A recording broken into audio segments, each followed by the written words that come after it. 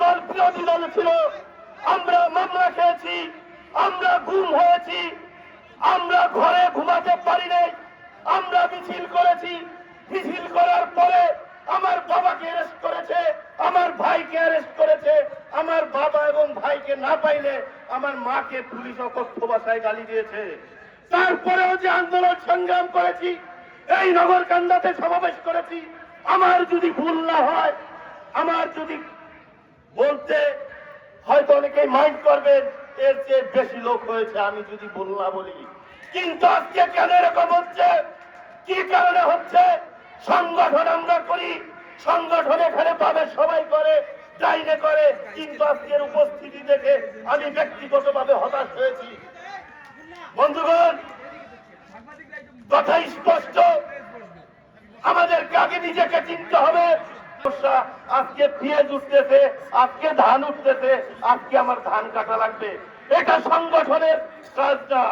সংগঠনের কাজ, সংগঠন করতে হলে সাংগঠনিক যে কার্যক্রম আছে, সংগঠনের দুর্বলতা আছে, সেই দুর্বলতা কাটিয়ে লোক সমাগম করাই হচ্ছে সংগঠনের কাজ।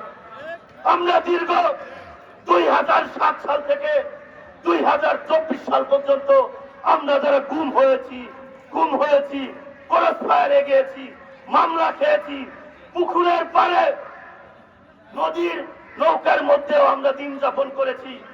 এই 2007 থেকে 2024 পর্যন্ত যারা গুম হয়েছে, খুন হয়েছে, মামলা খেয়েছে, তাদেরকে বুকে ধারণ করুন, তাদেরকে বুকে ধারণ করে সংগঠন করুন।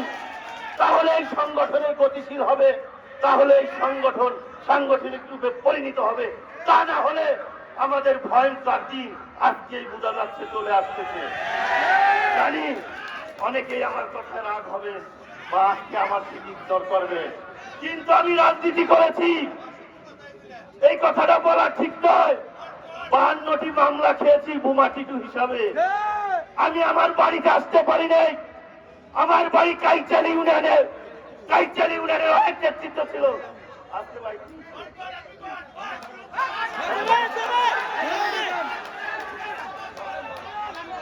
ধন্যবাদ। ঠিক আছে, ধন্যবাদ সবাইকে, ধন্যবাদ।